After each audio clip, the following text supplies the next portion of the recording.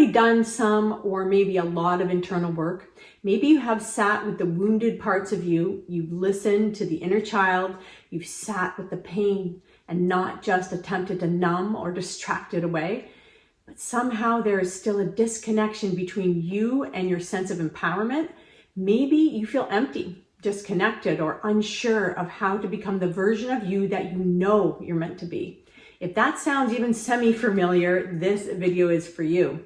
We're going to walk gently together, not to fix anything, but to feel into what's possible when you begin to lead and eventually embody the empowered self, one moment, one breath at a time. In this first section, let's understand the space you're in. We're going to name this space because it's important. We'll call it the in-between. It is a very sacred space. You've stepped out of deep survival states where you are oblivious to the workings of things, but you also haven't fully stepped into your resilient, accepting, powerful self. Please know it's okay and super normal to feel kind of stuck and confused in this place. This place is not failure. It is the perfect setup for who you are becoming. In fact, you are right where you should be. The thing is, after spending so much time tending to your pain, sometimes your system doesn't know how to live without it. The nervous system is still learning that joy, power, and forward motion can be safe, and you can actually choose it. So let's begin with this truth. You are not broken. You are just recalibrating from this perfect place of your now. Do yourself a favor and start to claim the sometimes isolating feeling of the in-between as perfect for you. You must leave your system feeling like you aren't in trouble. Please know that it is the fight with what is and trying to get away from it that leaves you entrenched in suffering. It is time to practice the understanding that there is nothing wrong with where you're at, even though your body and mind may tell you otherwise. Now, in this next segment, we will take time for a guided pause and feel into where you are right now. Take a moment, close your eyes if that feels safe. Place your hand over your heart or wherever you feel your center and ask yourself gently, what do I feel in my body when I think about becoming powerful? Take your time and be with what comes up around living as the empowered you. Breathe. Don't try to change what comes up, just witness it. Perhaps there's a feeling of emptiness, maybe numbness, a fog, or fear. That's okay.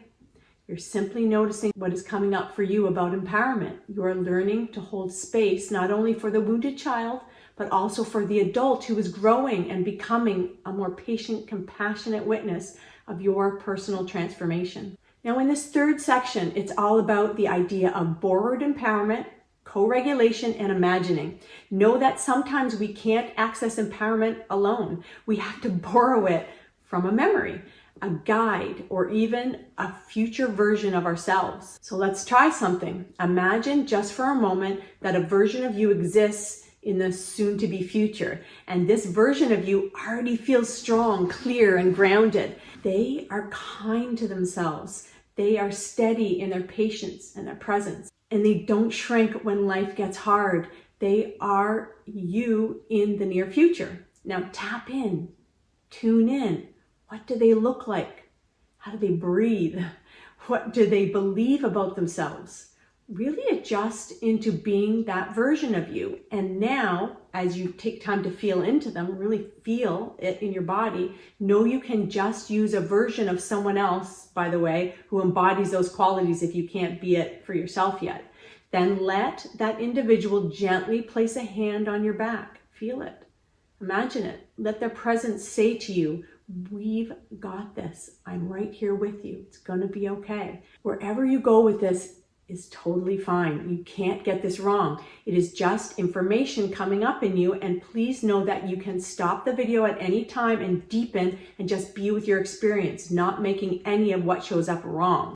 Okay, so in this fourth section, it's all about bringing it into the body. Here we move from knowing into feeling. Ask your body, if I were just 1% more empowered, how would I sit?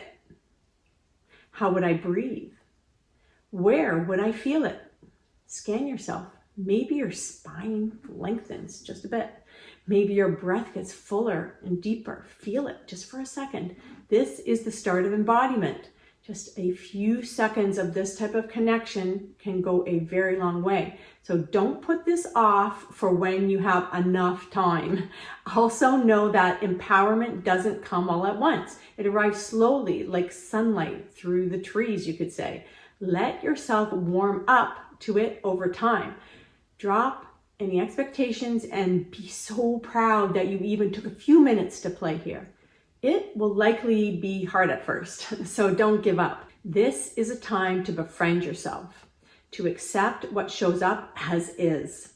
Okay, so in this next section, you will be choosing identity over history. Dr. Joe Dispenza often says you can't create a new future from the same personality that created the past. So I invite you to begin choosing identity over history, not by denying the past, but by no longer letting it lead you. You are becoming a dear friend to the parts of you that need unburdening. I mean, what if your story that has been so easy for you to tell didn't end with the wounded you and instead moved into embodying the wisdom it gave you? Your new identity is not just someone who survived. It is someone who creates, who guides, who is learning to stand in power with flexibility and probably with some humor too. Alrighty, and to finish up here, if you feel empty or maybe numb, that doesn't mean nothing is there. It means space has been cleared. It's ready, it's open. And in that space, you get to plant something new.